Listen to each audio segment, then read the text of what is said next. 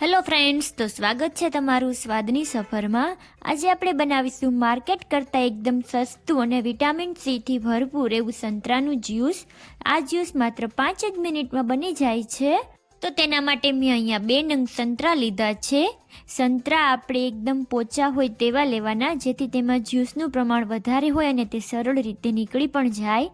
તો આ સંતરાની આપણે હવે છાલ કાઢીશું। તો સંતરા પોચા હોવાના લીધે એકદમ સહેલાઈથી હાથ વડે તેની છાલ નીકળી જાય છે। જો તમને વિડીયોઝ જોવા ગમતા હોય તો વિડીયોને લાઈક અને શેર કરજો ને ચેનલ પર નવા હોય તો સબસ્ક્રાઈબ કરજો। બાજુમાં આપેલ બેલ આઇકન દબાવો, જેથી વિડીયોની નોટિફિકેશન સૌથી પહેલાં મળે। તો આપણે સંતરાની મેં અહીંયા સરસ એવી છાલ કાઢી લીધી છે ને તેને આપણે પાછળનો ભાગ વ્હાઈટ હોય તેવો કાઢતા જઈશું। આ સંતરામાં જે વ્હાઈટ ભાગ દેખાય છે તેને આપણે કાઢી લેવાનો છે। સંતરું જ્યાં સુધી ઓરેન્જ દેખાવા લાગે ત્યાં સુધી આપણે બધો જ વ્હાઈટ ભાગ કાઢી લઈશું, જેથી આપણું જ્યુસ કડવું ન બને।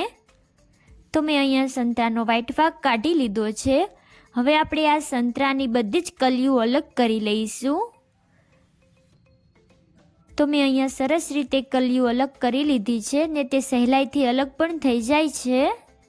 તો હું તમને હવે એક બીજી રીત પણ જણાવીશ સંતરાની કલીઓ અલગ કરવા માટે। તો તેના માટે આપણે એક સંતરાને વચ્ચેથી કટ લગાવી લઈશું ને આવી રીતે કરવાથી તેમાં આપણે બીજના ભાગને કાઢી શકીએ છીએ। તો આપણે તેના બધા જ બીજ કાઢી લઈશું। તમે આવી રીતે કટ કરશો તો તેના બીજ તમે સહેલાઈથી કાઢી શકો છો ને તેની પણ આપણી કલીઓ અલગ કરી લઈશું। તો મેં અહીંયા બધી જ કલીઓને અલગ કરી લીધી છે, તે પણ એકદમ સહેલાઈથી અલગ થઈ જાય છે। હવે આપણે આ સંતરાને ગ્રાઇન્ડ કરવાનું છે। તો તેના માટે આપણે એક મિક્સર જારમાં બધા જ સંતરાની કલીઓને એડ કરી દઈશું ને તેમાં 1/4 કપ ખાંડ નાખીશું। તમારે ખાંડ વધુ ઓછી કરવી હોય તો કરી શકો છો અને સ્કીપ કરવી હોય તો પણ કરી શકો છો ને તેમાં 1/4 કપ પાણી નાખીશું।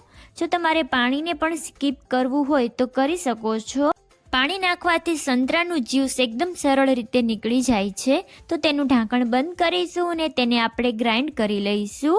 તો તમે જોઈ શકો છો કે જ્યુસ સરસ રીતે ગ્રાઇન્ડ થઈ ગયું છે।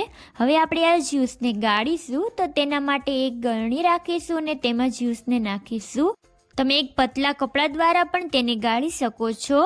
જ્યુસ ગાળવાથી તેમાં બીજનો ભાગ હોય તો તે નીકળી જાય છે।